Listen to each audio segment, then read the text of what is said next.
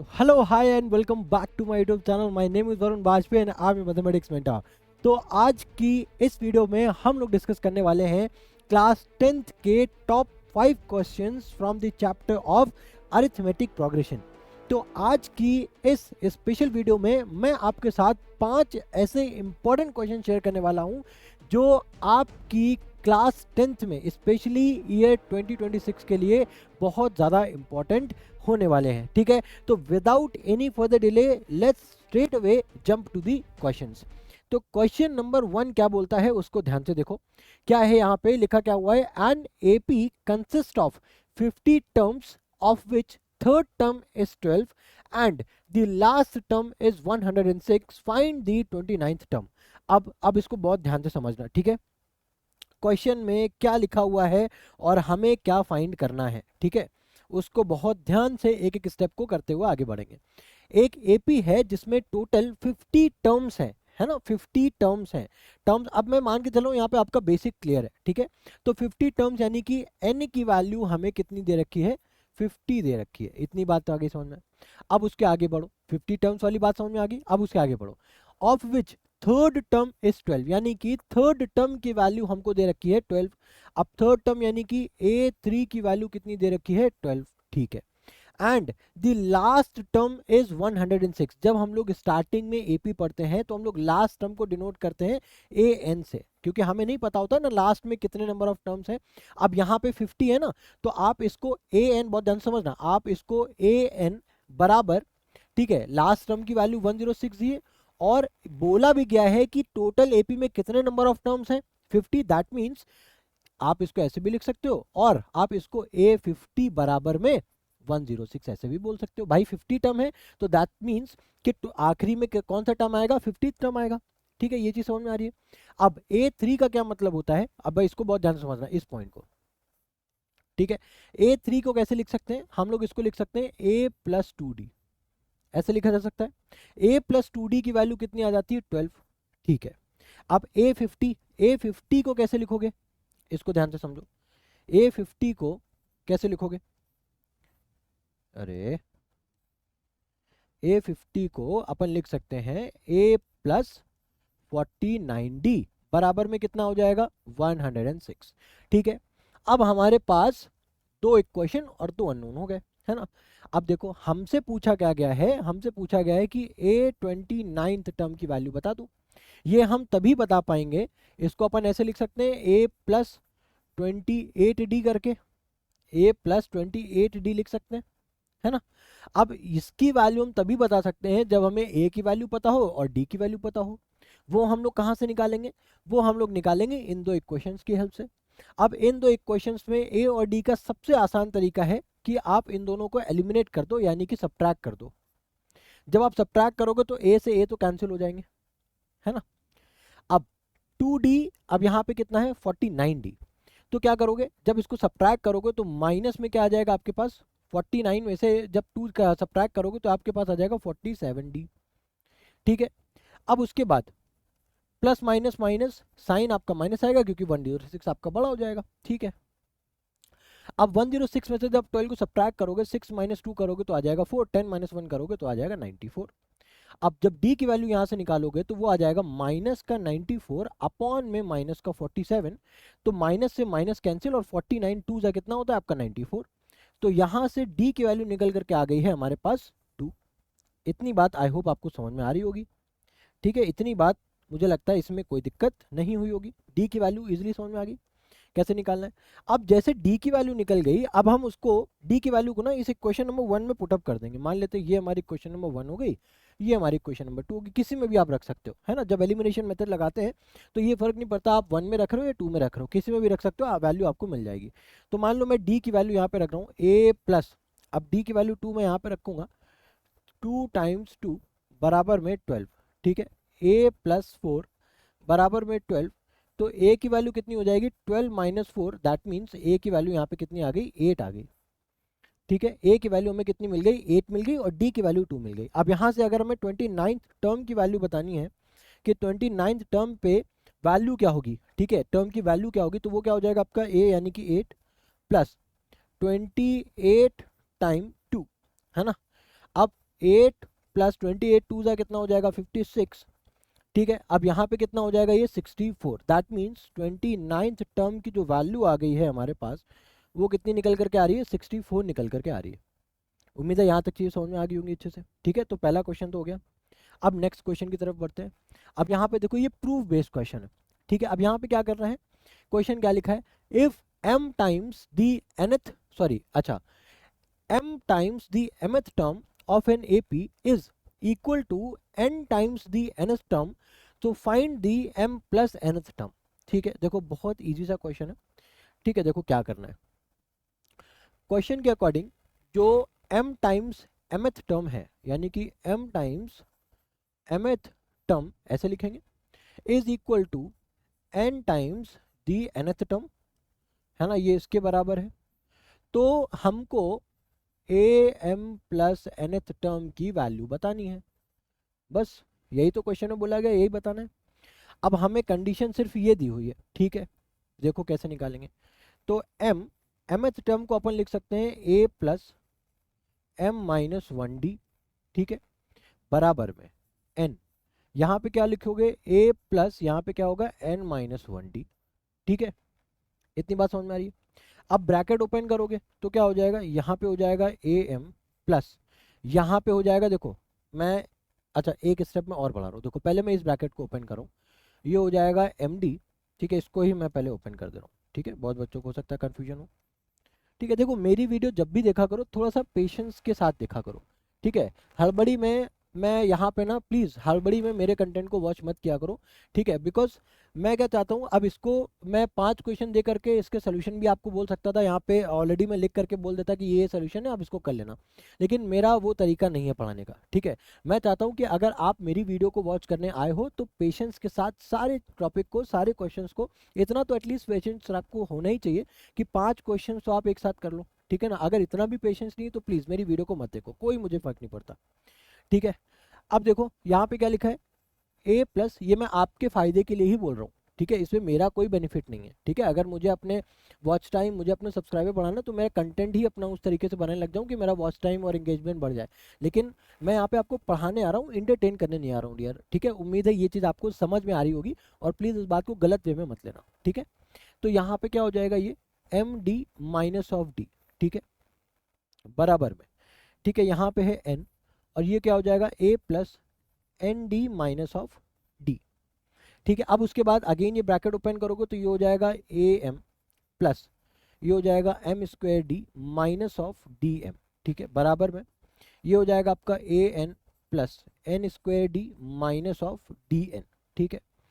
अब इसके बाद क्या करेंगे अपन कि ये जो एन स्क्वायर और वाला टर्म है ना, और जो ए एन वाला टर्म है, इसको इस तरफ ले और डी वाले टर्म को उस तरफ भेज दो।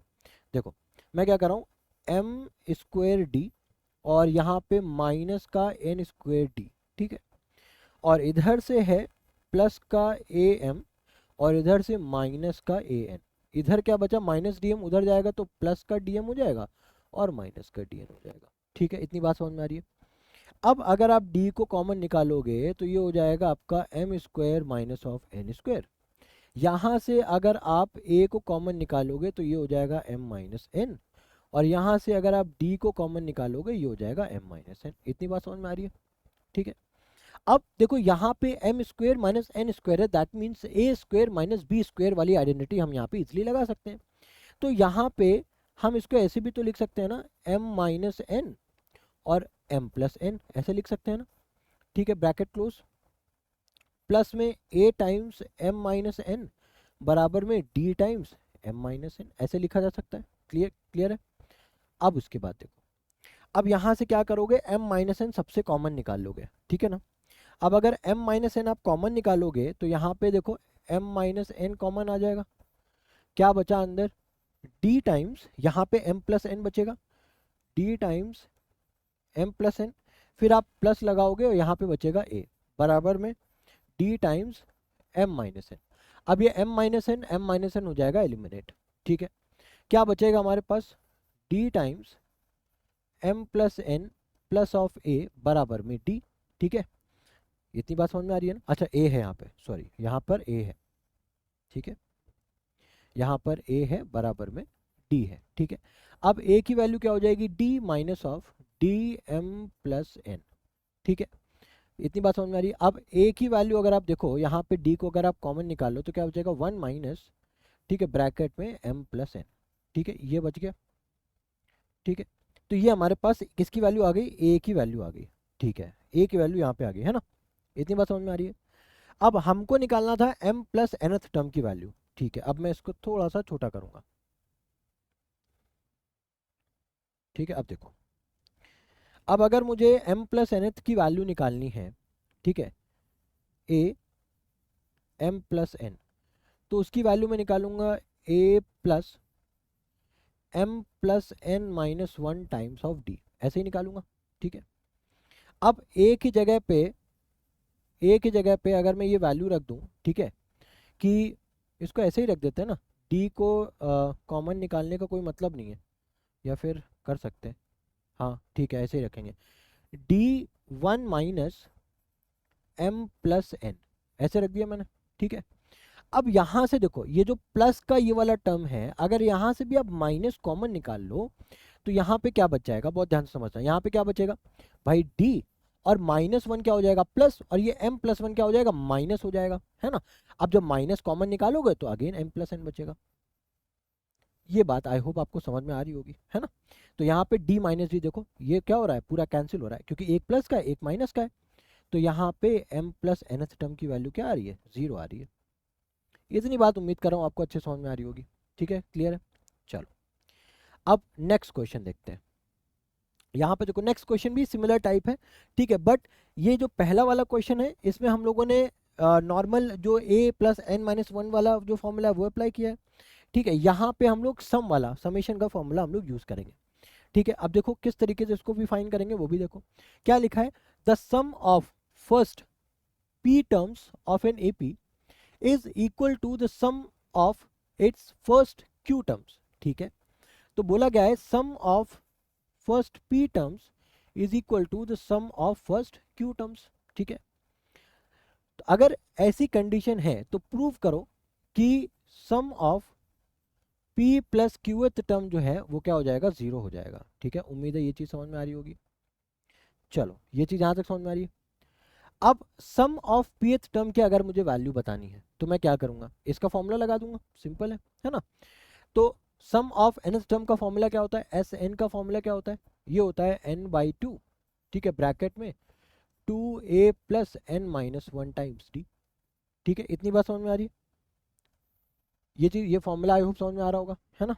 अब देखो, अब अगर यहाँ पे हम फॉर्मूला यही अप्लाई करते हैं तो क्या हो जाएगा, ये हो जाएगा आपका p/2, ठीक है, 2a प्लस यहाँ पे हो जाएगा p माइनस 1 टाइम्स d, है ना, ये हो गया, बराबर में ये क्या हो जाएगा आपका q/2, ठीक है, 2a प्लस, ठीक है, क्या हो जाएगा q माइनस 1 टाइम्स d, ठीक है। मैंने दोनों साइड पे फॉर्मूले अप्लाई कर दिए। अब उसके बाद क्या करूंगा, सिंपल ब्रैकेट्स को ओपन करो, उसको सॉल्व करो, दैट्स इट, है ना, और कुछ नहीं करना। यहाँ पे देखो 2 से 2 कैंसिल हो रहा है, ठीक है। अब ये p ऊपर मल्टीप्लाई होगा तो ये क्या हो जाएगा आपका 2ab प्लस में, ठीक है, यहाँ पे d मल्टीप्लाई होगा, ये हो जाएगा pd, और इधर से भी एक p मल्टीप्लाई हो रहा है, दैट मीन्स ये हो जाएगा p स्क्वायर d, और माइनस का क्या हो जाएगा, इधर से p इधर से d मल्टीप्लाई हो रहा है, दैट मीन्स ये हो जाएगा pd, ठीक है। अब इधर से देखो क्या हो रहा है, इधर से आपका 2aq हो जाएगा, ये 2aq, है ना। उसके बाद यहाँ पे q और q मिलकर के हो रहे हैं क्या, q स्क्वायर, और ये d माइनस, यहाँ से d यहाँ से q, दैट मीन्स ये हो जाएगा qd, ठीक है। अब इसके बाद देखो क्या हो जाएगा, ये 2, ये p स्क्वायर d है, ये q स्क्वायर d है, अगर q स्क्वायर d को इस तरफ लेकर के आओगे तो p स्क्वायर d माइनस का क्या हो जाएगा, q स्क्वायर d, है ना। अब यहाँ पे 2ap भी लिखा है, ठीक है, ये इधर आ जाएगा, माइनस का 2aq हो जाएगा, ठीक है। माइनस का pd उस तरफ जाएगा तो क्या हो जाएगा, प्लस का pd और माइनस का qd, इस तरीके से हो गया, ठीक है। अब इसके बाद देखो, अब अगर यहाँ से अपन d कॉमन निकालते हैं, ठीक है, तो क्या हो जाएगा p square minus q square, ठीक है। अब अगर यहाँ से अपन 2a कॉमन निकालते हैं तो क्या हो जाएगा, देखो again p minus q, same type देखो अब दिख रहा है ना, सेम टाइप की चीज़ दिखने लगी। अब यहाँ पे देखो डी अगर कॉमन निकालोगे तो क्या बचेगा, पी माइनस क्यू। ठीक है, अब उसी तरीके से पी माइनस क्यू को अगर अपन कॉमन निकाल लेते हैं तो हमारे पास क्या बचेगा, डी पी प्लस क्यू, है ना, D P plus Q plus का 2a बराबर में डी। ठीक है, ये चीज समझ में आ रही है। अब उसके बाद यहाँ पे, अच्छा ये अगेन देखो सेम मिस्टेक कर दी मैंने, यहाँ पे 2a होगा, 2a बराबर में डी। ठीक है, अब यहाँ से अगर मैं 2a की वैल्यू निकालता हूँ तो d minus D P plus Q ये आ गया। ठीक है, अब मुझे ये प्रूव करना है कि sum of p plus Q term क्या हो जाएगा, जीरो हो जाएगा। ठीक है, तो s of p plus Q term that means ये हो जाएगा p प्लस क्यू बाई 2, ये ब्रैकेट में हो जाएगा 2a plus p plus Q minus 1 times of d। अब उसके बाद यहाँ पे जैसा कि हम लोगों ने अभी क्या निकाला है, 2a की वैल्यू निकाली है। ठीक है, ये 2a की वैल्यू हम लोगों ने निकाली है ना, तो ये 2a की वैल्यू हम लोग यहाँ पे पुटअप कर देंगे। सिंपल, कैसे पुटअप करोगे देखो, अरे यहाँ पे लिख दिया मैंने p प्लस क्यू बाई 2। ठीक है, ब्रैकेट के अंदर 2a की वैल्यू क्या है, d minus D P plus Q. ठीक है, या फिर एक काम करते हैं, इसको कॉमन कर लेते हैं, कॉमन करके लिखेंगे तो ज़्यादा इजी रहेगा। ठीक है, कैंसिलेशन में इजी होगा। तो d को कॉमन कर लोगे तो क्या बचेगा, 1 माइनस पी प्लस क्यू। ठीक है, ये बोला। उसके बाद प्लस, अब यहाँ से अगेन सेम वही चीज़ करनी है, सेम वही चीज़ करनी है। यहाँ पे भी अगर हम -1 को कॉमन निकालेंगे तो सारी चीज़ें उल्टी हो जाएंगी। ये हो जाएगा आपका माइनस, यहाँ पे आप d लिख दो। ठीक है, उसके बाद ये आपका 1 माइनस में था, प्लस हो जाएगा। ठीक है, p प्लस, और देखो p और q प्लस में था ना, दोनों माइनस हो जाएंगे, लेकिन जब माइनस भी कॉमन निकाल लोगे तो क्या हो जाएगा आपका, यहाँ पे देखो जब आप पूरे ब्रैकेट से माइनस को कॉमन निकालते हो ना तो ये तो प्लस हो जाएगा, ये आपका माइनस पी और माइनस क्यू हो जाएगा। अब जब यहाँ से भी आप माइनस कॉमन निकाल लोगे तो ये आपका पी प्लस क्यू इस तरीके से हो जाएगा। That's it. ठीक है, ये हमारा हो गया। अब देखो माइनस का डी प्लस का डी कैंसिल। ठीक है, अब ये कैंसिल हो रहा है, दैट मीन्स ये जीरो हो रहा है, तो overall value sum of P plus Q की क्या हो रही है, वो भी तो जीरो हो जाएगी ना। इतनी बात समझ में आ रही है। तो summation of P plus Q भी क्या हो गया, हमारा जीरो हो गया। ठीक है, ये चीज़ समझ में आ गई। तो ये भी सेम टाइप का क्वेश्चन है, बस वो हमारा नॉर्मल जो ए प्लस ए वाला फॉर्मूला था उसके बिहाफ पे, ये हमारा समेशन पे बेस्ड है, बस दैट्स इट। ठीक है, अब नेक्स्ट क्वेश्चन देखो, यहाँ पे क्या है, हमें बोला है सॉल्व फॉर एक्स। हमारे पास एक समेशन की एक सीरीज दी हुई है, हमें यहाँ पे एक्स की वैल्यू बतानी, सिंपल सा क्वेश्चन है। ठीक है, कैसे निकालना है वो देखो। अब इसको निकालने के लिए सबसे पहले अगर हम सीरीज में देखें तो हमें ए की वैल्यू नजर आ रही है, कितनी है, 1, तो वो मैंने लिख दिया। ठीक है, ए की वैल्यू 1 लिख दी। अब अगर आप d की वैल्यू देखो तो 4 माइनस 1 3, 7 माइनस 4 3, 10 माइनस 7 वो भी क्या है, 3, दैट मीन्स d की वैल्यू कितनी है, 3 है, वो मैंने लिख दिया। ठीक है, अब अगर आप सारी सीरीज को जोड़ते हो तो सम हमको दिया हुआ है 590, दैट मीन्स एस एन की वैल्यू हमको दी हुई है 590। ये तीन चीजें दी है। ठीक है, अब ये तीन चीजें दी हैं तो सबसे पहले हम क्या करेंगे, हम यहाँ पे निकालेंगे कि कितने नंबर ऑफ टर्म्स, हमको ये तो नहीं पता है ना कि कितने नंबर ऑफ टर्म्स हैं, तो सबसे पहले हम n की वैल्यू यहाँ पे निकालेंगे। एक बार हमें n की वैल्यू पता चल गई, उसके बाद अगेन हम a का फॉर्मूला लगाएंगे। ठीक है, और वहां से उस पर्टिकुलर टर्म की वैल्यू क्या है वो फाइंड आउट करेंगे। ठीक है ना, तो अब हमारा सबसे फर्स्ट मोटिव जो है वो है n की वैल्यू निकालना। तो फॉर्मूला क्या है, एस एन इक्वल्स टू, ठीक है, ये क्या हो जाता है n बाई 2। ठीक है, 2a plus n minus 1 times d, ये हो जाता है फॉर्मूला। ठीक है, अब हमारे पास Sn की वैल्यू तो हमारे गिवन है 590। ठीक है, बराबर में n बाई 2। ठीक है, ब्रैकेट में 2 टाइम्स a की वैल्यू क्या है, 1 है, प्लस n हमें निकालना है n माइनस 1, और d की वैल्यू कितनी गिवन है, 3। ठीक है, अब इसके बाद ये 2 को इधर मल्टीप्लाई करा दोगे। ठीक है, तो 590 मल्टीप्लाई बाई 2 हो गया। ठीक है, यहाँ पे अब जब इसको सॉल्व करोगे अंदर से तो क्या हो जाएगा, 2 प्लस 3n माइनस ऑफ 3, है ना, उसके बाद n, और ये पे क्या हो जाएगा, यहाँ पे हो जाएगा माइनस का 1, that means 3n minus of 1। ठीक है, ये कितना हो जाएगा, 590 मल्टीप्लाई बाई 2। ठीक है, अब उसके बाद देखो यहाँ पे क्या हो जाएगा, अच्छा ये क्वाड्रेटिक एक बन रही है। ठीक है, तो ये हो जाएगा आपका, इसको कैसे लिखेंगे, इसको लिखेंगे 3n square minus of N, ये मल्टीप्लाई करोगे तो यहाँ पे क्या हो जाएगा, माइनस का 0811180, 2 0 2 9 18, 1 2 5 10 और 111। ठीक है, 1180 आ गया हमारे पास। क्या आ गया, 1180 आ गया हमारे पास। ठीक है, तो अब हमें इसके फैक्टर करने हैं। ठीक है, हमें इस क्वाड्रेटिक इक्वेशन के फैक्टर करने हैं, लेकिन फैक्टर करने से पहले अगेन में मल्टीप्लाई करना है। तो ये क्या हो जाएगा, 0 3 8 24, कैरी 2, 3 1 3, और ये हो जाएगा 5, और ये 3540। ठीक है, इसके फैक्टर कर लो। तो ये हो जाएगा आपका 2 से जब करोगे, 2 1 2, 2 7 14, 2 7 14, और ये हो जाएगा 0। ठीक है, फिर अगेन 2 से जाएगा, तो 2 8 16, 2 8 16, कैरी 1, 2 5 10। ठीक है, 8 8 16 5 21, तो ये 3 से चला जाएगा, 3 2 6। ठीक है, कैरी 2, 3 9 27, 3 5 15। ठीक है, अब ये 5 से चला जाएगा, तो 5 5 25, 5 9 45। ठीक है, अब ये किससे आएगा, 59 से, क्योंकि ये प्राइम नंबर है। ठीक है, तो फैक्टर करने हैं हमें, इस तरीके से फैक्टर करने हैं कि माइनस करने पे क्या आना चाहिए, 1 आना चाहिए, यानी कि माइनस का 1 आना चाहिए। तो कोई दिक्कत नहीं, 5 3 15, 15 2 30, 30 2 60। अच्छा ठीक है, हो गया, हो गया। तो ये हो जाएगा आपका, ठीक है, ये क्या हो जाएगा, यहाँ पे क्या हो जाएगा, अब 3n², यहाँ पे अपन ऐसे लिख सकते हैं कि माइनस का, या फिर ऐसे लिख दो, प्लस का 60, एक सेकेंड, माइनस का 60n लिखो ना, माइनस का 60n प्लस का 59n माइनस 1180 बराबर में 0। अब उसके बाद यहाँ पे जब 3n कॉमन करोगे तो ये हो जाएगा n माइनस ऑफ 20। ठीक है, प्लस का 59 कॉमन करोगे तो अगेन n माइनस ऑफ 20।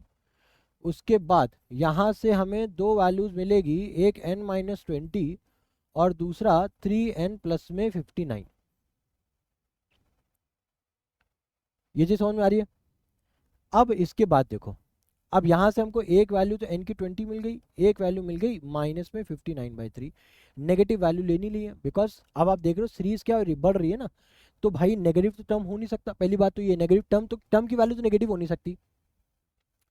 तो अगर टर्म की वैल्यू नेगेटिव नहीं हो सकती तो n की वैल्यू 20 मिल गई, दैट मीन्स इस सीरीज में टोटल 20 टर्म्स हैं। अब हमें क्या फाइंड करना है, आंसर 20 तो नहीं होगा, आंसर 20 नहीं होगा, ये बहुत ध्यान से रखना। हमें इस 20 टर्म पे वैल्यू क्या है वो बतानी है। दैट मीन्स a 20 की वैल्यू बतानी है, वो क्या हो जाएगा, a प्लस ऑफ 19d।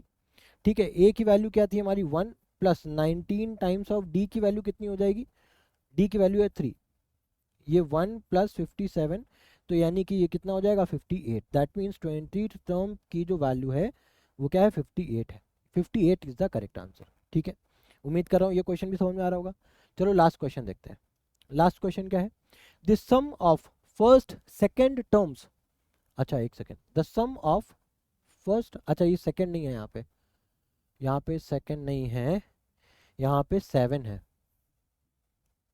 फिर से, वरना पिछली वाली वीडियो की तरह इसमें भी गलती हो जाती।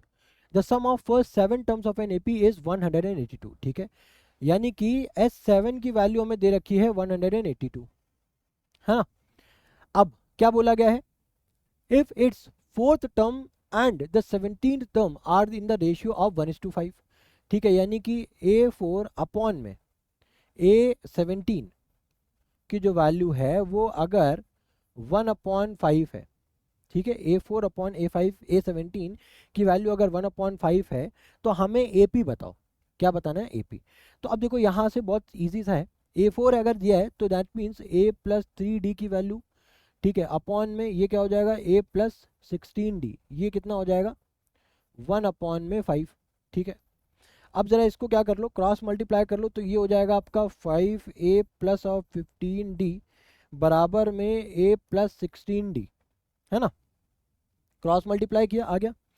अब 5A इधर आ जाएगा, ये हो जाएगा हमारा 4A, उधर हो जाएगा क्या, खाली बचेगा D। अरे A और D में बड़ा कंफ्यूज हो रहा हूँ, मैं अपनी हैंड राइटिंग से कंफ्यूज हो रहा हूँ।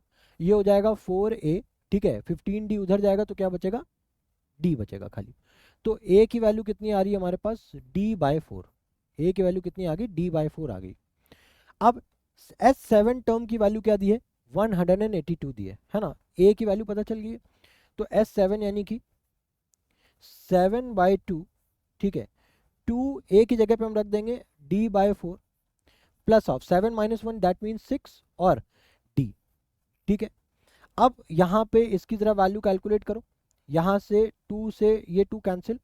ठीक है, कितना हो जाएगा 7/2 मल्टीप्लाई बाय, यहाँ पे भी हो गया क्या d/2 प्लस 6d। ठीक है, इसको अगर हम कैलकुलेट करते हैं तो ये हो जाएगा 12 प्लस डी, कितना हो जाएगा 13d।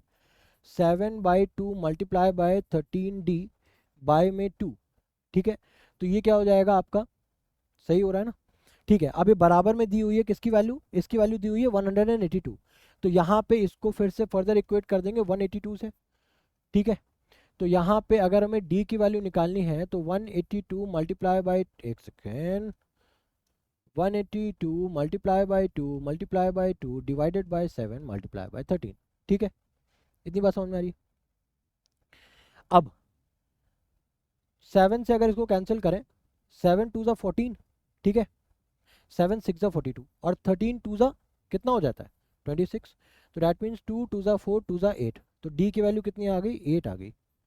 अब अगर डी की वैल्यू 8 है, अब ए की वैल्यू निकाल लो जरा, ए की वैल्यू 8/4 यानी कि 2 आ गई। अब ए पी क्या हो जाएगी 2।